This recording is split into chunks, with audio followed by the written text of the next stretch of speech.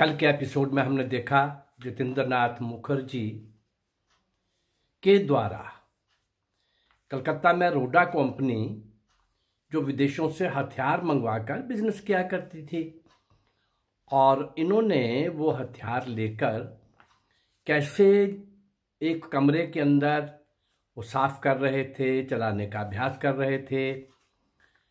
नीरज हालदार नाम का एक पुलिस का सिपाही वहाँ आ जाता है, ये सोच कर के शस्त्र भी चले जाएंगे, क्रांतिकारी भी पकड़े जाएंगे, उसको गोली मारते हैं।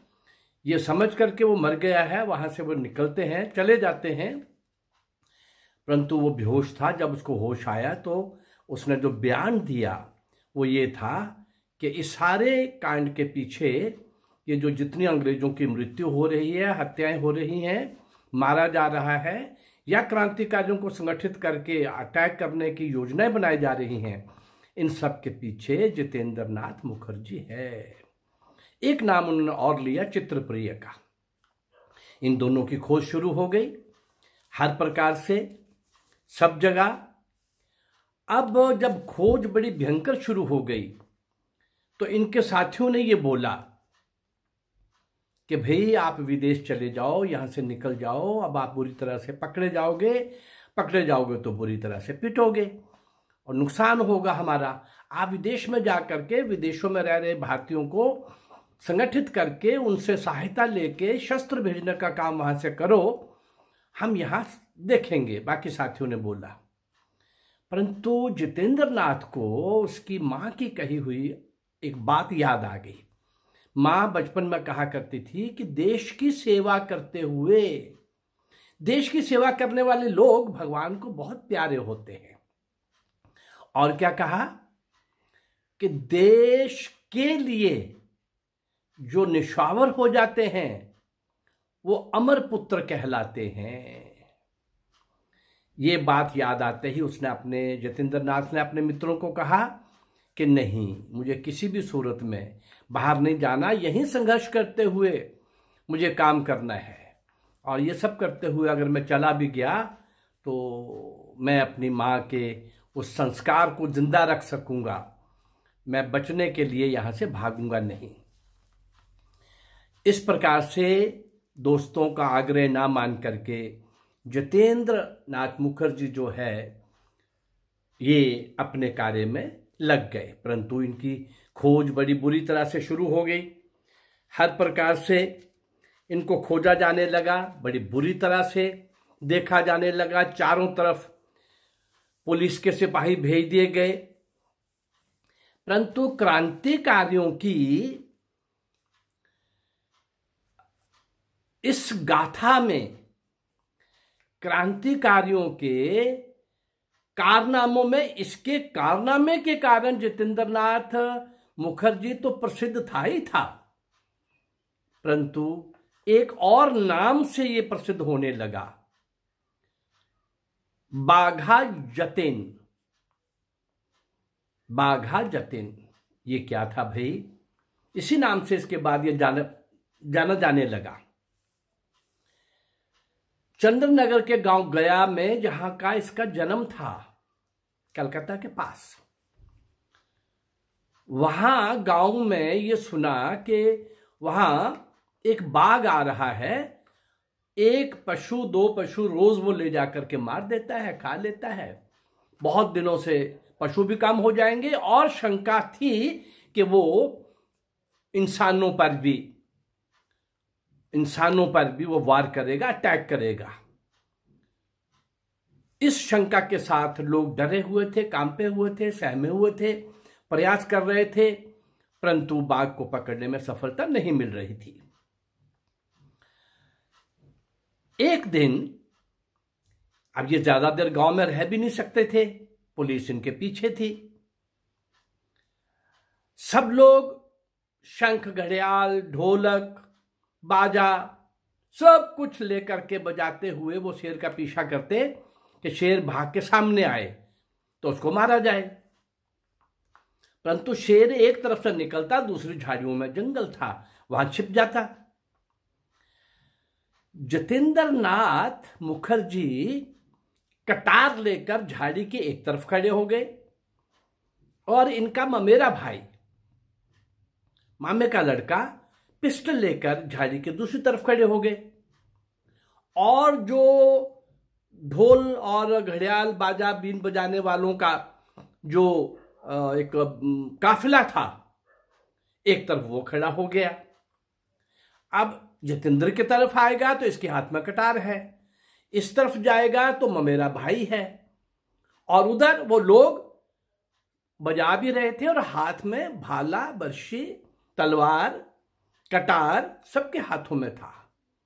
भाई शेर है, उससे बचना भी तो है, बचाव तो पहले होना चाहिए ना। इस तरह की भूमिका के साथ, इस तरह की किलेबंदी के साथ एक झाड़ी के बीच में फंसे हुए, घुसे हुए, छिपे हुए शेर की प्रतीक्षा होने लगी, भाग की प्रतीक्षा होने लगी बाहर निकलने की। और घबरा करके वो नजदीक उसके जतिन ही था, जतिन नाथ मुखर्जी ही था, झपटा वो जतिन के ऊपर। वो अपने डर के कारण अपने आप को बचाने के लिए कर रहा था झपटा, और उसकी गर्दन बार बार ये हाथ से पीछे करने की कोशिश करता और दाएं हाथ से कटार के अंदर उसको वार करता। बाघ जतिन की गर्दन दबोचने के लिए था, और जब भी वो आता गर्दन के ऊपर दो चार घाव वो लेके जाता, लेकिन शरीर के ऊपर कहीं ना कहीं वो घाव करके जाता काफी देर। अब ममेरा भाई पिस्टल इसलिए नहीं चला पा रहा कि दोनों की कशमकश में, दोनों के आपस में बड़ी बुरी तरह से नजदीक से एक दूसरे पर वार हो रहे हैं। मैं मारूंगा, अगर पिस्टल का फायर करूंगा तो वो मेरे भाई को भी लग सकता है। इस चक्कर में सारी दुनिया देख रही है और इधर चला हुआ है। इससे पहले कि लोग आगे बढ़ते, इससे पहले कि लोग आगे बढ़ते, इतनी तेजी के साथ ये उसकी गर्दन के ऊपर जतिन इतने वार कर चुका था, अपने शरीर के ऊपर बहुत सारे वार ले भी चुका था। दोनों ढेर हो गए, दोनों बेहोश पड़े हैं। जनता आगे आती है, मेरा भाई सबसे पहले आगे निकलता है, देखता है, सबको ये लगता है कि दोनों लगभग खत्म हो गए हैं। लेकिन आकर के देखते हैं कि शेर तो बिल्कुल खत्म है। 310 शरीर के ऊपर जख्म लेकर कुछ सांस बकाया हैं, ये सोचकर लोग इनको हॉस्पिटल लेके जाते हैं। हॉस्पिटल में एक लंबा इलाज, 6 महीने हॉस्पिटल में रहने के बाद, 6 महीने हॉस्पिटल में रहने के बाद एक बीच में पोजीशन ऐसे आ गई, पाँव भी कट सकते थे, लेकिन बैसाखी के पाँव नहीं कटे। बैसाखी के सहारे कुछ दिन चले, लंगड़ा के चले, जख्मी पाँव के साथ चले, जख्मों को आहिस्ता आहिस्ता हील अप होने में जो टाइम लगना था वो करते रहे, चलते रहे। लेकिन विल पावर, कॉन्फिडेंस इतना था, और देश के लिए बहुत कुछ करने की उमंग भी अपने दिल रूपी समुद्र में वो ठाठे मार रही थी, हिलोरे ले रही थी। उस बड़ी कल्पना के साथ जीने वाला, उस बड़े लक्ष्य के साथ जीने वाला जतिन नाथ। और कुछ देर के बाद, 6 महीने के इलाज के बाद और कुछ देर संघर्ष करने के बाद, बहुत बड़े आत्मविश्वास और आत्मबल का ये धनी, बहुत बड़ा क्रांतिकारी वीर, शूरवीर। और चूंकि उस बाघ की हत्या के बाद इसको बागा जतिन कहा जाने लगा। बाद में लोगों ने बड़े नाम से नहीं बुलाया, क्रांतिकारी साथी भी इसको बागा जतिन के नाम से ही बुलाते थे।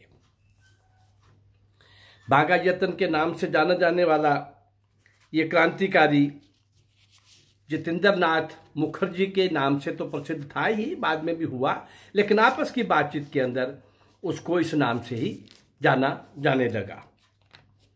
इस बीच में क्या हुआ कि इंग्लैंड और जर्मन आपस में शत्रु देश थे और शत्रुता बढ़ रही थी। और शस्त्र जो भारतीय, वो लोग जो विदेशों में भारत की स्वतंत्रता के लिए काम कर रहे थे, वहां से शस्त्र भेज रहे थे। बाघा जतिननाथ मुखर्जी अब ऐसे कई लोगों के संपर्क में आ चुका था। जहाज आए, शिप से उतरवा लिए गए। शिप से उतरवाने के बाद उन दिशाओं के अंदर वहीं से भेज दिए गए। कैसे? उनको भेजने के बाद अपने अपने डेस्टिनेशन पर लोग जा रहे हैं, बीच में कुछ लोग पकड़े गए, शस्त्र भी पकड़े गए और खोज शुरू हो गई कि इसके पीछे कौन है, और सबको पता था कि इसके पीछे कौन है। इसलिए जतिंदर नाथ बसु को, मुखर्जी को, और बाघा जतिन के नाम से, नए नाम से प्रसिद्ध इस क्रांतिकारी को ढूंढा जाने लगा। पुलिस को पता लगा कि ये बालेश्वर उड़ीसा में कुछ साथियों के साथ वहां पर डटा हुआ है, रह रहा है। पुलिस वहां पहुंची। इससे पहले कि पुलिस वहां पहुंचती, ये लोग वहां से गांव की तरफ प्रस्थान कर चुके थे। इनको भी पता था कि पुलिस पीछा कर रही है। 5 दिन की लंबी यात्रा के बाद ये कोशिश था इनका कि पहाड़ों जंगलों की तरफ हम निकल जाएं, पुलिस हमारा पीछा कर रही है। परंतु एक गांव के अंदर जर्जर हालत में, भूखे प्यासे, दुर्बल हो चुके, मजबूरी में एक गांव के अंदर जा कर के खाने की व्यवस्था के लिए वो प्रार्थना करते हैं। खाने की व्यवस्था तो हो जाती है, परंतु उस गांव के लोग, गांव इंटीरियर में था, वहां के लोग ऐसे लोगों को देखकर, इनके पास शस्त्र भी हैं, फटे हाल हो चुके हैं, भागे हुए हैं, उनको लगा चोर डाकू हैं। उन्होंने पुलिस को बताने की गलती कर दी। अपनी ओर से अपने बचाव के अंदर गांव वालों ने ये कर दिया, और बात पहुंचते पहुंचते कलकत्ता के मैजिस्ट्रेट मिस्टर किल्वी तक पहुंच गई। वो भी अपनी सेना लेकर के वहां पर पहुंच गया, पुलिस लेकर। और इस तरह से इससे पहले कि वहां के गांव के लोग भी अब इनको ढूंढ रहे हैं, वो पुलिस भी ढूंढ रही है। छिपने का बहुत ज्यादा कुछ चांस नहीं था, संघर्ष होना था, आपस में गुत्थम-गुत्था होना था, पकड़े भी जाना था। और इससे मिस्टर किल्वी के फायर से एक गोली जतिंदर नाथ मुखर्जी के पेट के आर पार हो गई। और इससे पहले जब उसने ये जानता था उसको, मिस्टर किल्वी को, और मिस्टर किल्वी भी इसको पहले भी कई केसेस के अंदर, कोर्ट्स के अंदर देख चुका था। सौभाग्य से ये किसी बड़े केस के अंदर वो फंसाना चाहते थे, ये फंस नहीं पा रहा था। काम सब कर रहा था देश के लिए, क्रांतिकारियों के लिए, अंग्रेजों की हत्याओं की योजना बनाने के लिए, उनके लिए एक टेरर क्रिएट करने के लिए सब कुछ कर रहा था। इस कारण से अब वो इसने कहा, जतिंदर नाथ ने कहा, बाघा जतिन ने बोला उस कमिश्नर को, भी देखो मुझे आप पकड़ लो, बाकी कोई मेरा साथी नहीं है यहाँ पर, और आप उनको भूल जाओ। पता नहीं क्या वो क्षण थे कि अंग्रेज को लगा, उस ऑफिसर को लगा, मिस्टर किल्वी को, कि ये इतनी बड़ी कुर्बानी कर रहा है, स्वयं को अपना आत्म बलिदान कर रहा है उनको बचाने के लिए। तो पता नहीं क्या हुआ, कैसे हुआ। कुछ क्षण होते हैं हर इंसान के जीवन में, आते हैं जब वो जो करना चाहिए, उसने जो करना चाहिए था वो ना करके बाकी चारों को लगभग नजरअंदाज कर दिया, छोड़ दिया, और इसको पकड़ के आ गए। अब वो गोली आर पार हो चुकी थी। हॉस्पिटल इनको वहां लाया गया, हॉस्पिटल में इलाज हुआ। परंतु 10 सितंबर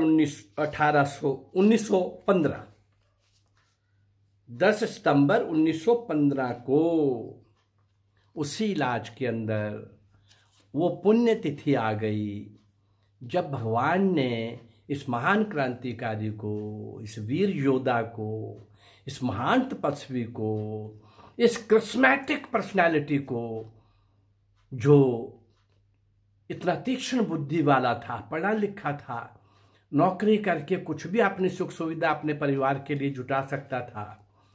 परंतु जिस प्रकार से शुरू से क्रांतिकारियों के संपर्क में भी नहीं था, स्वतः ही अंग्रेजों के विरुद्ध उनके प्रति नफरत, वो इस देश के अंदर काबिज क्यों हैं, ऐसा भाव लेकर के आगे बढ़ता हुआ अनुशीलन समिति का बंगाल के अंदर इतना बड़ा काम भी था, लेकिन उसका भी सदस्य न बनते हुए इतने बड़े कॉन्फिडेंस का, आत्मविश्वास का, आत्मबल का मालिक बागा जतीन कैसे कैसे आगे बढ़ता गया। कितनी कुछ घटनाएं मैंने इनके जीवन की आपके सामने रखी हैं।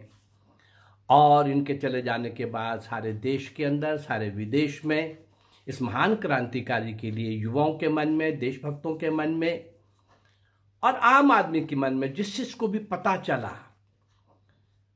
वो नमन करने के लिए उसकी आंखें झुक गईं, सर झुक गया और अपार श्रद्धा और निष्ठा सब लोगों के मन में आ गई। और इस क्रांतिकारी के लिए श्रद्धा सुमन जगह जगह भेंट होने लगे। ऐसे महान क्रांतिकारी जब ये माँ भगवान की गोद में जा रहा था, वही बात माँ की स्मरण करके ये बोल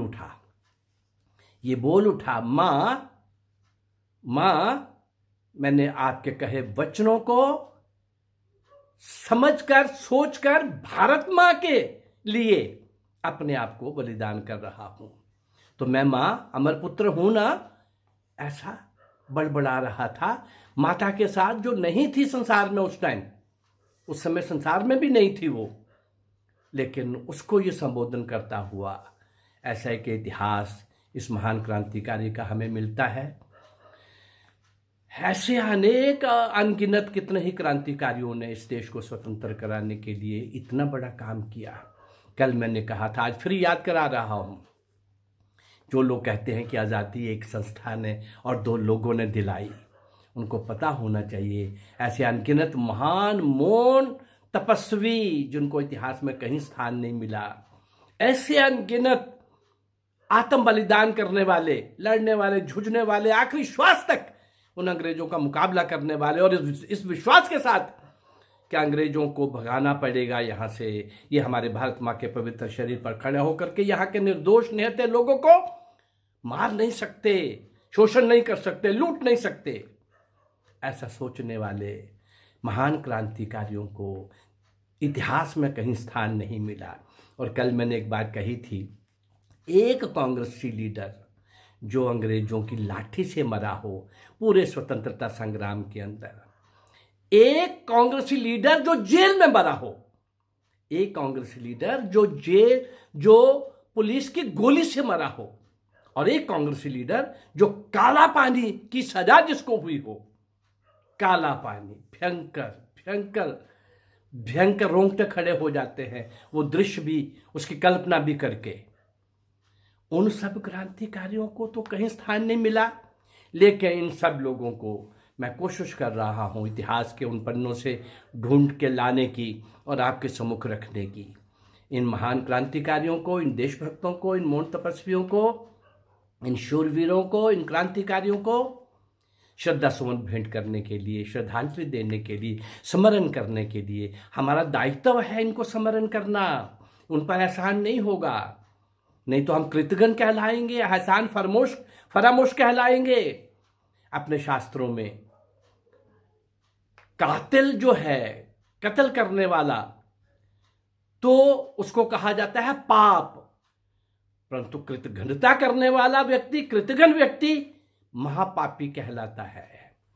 ऐसे लोग तो अपना काम कर गए, उनको स्मरण किया जाए, ये चाह के साथ नहीं, इस मोह के साथ नहीं, परंतु हम कृतघ्न ना कहलाएं, इसलिए इन सबको स्मरण करने का मैं प्रयास कर रहा हूं।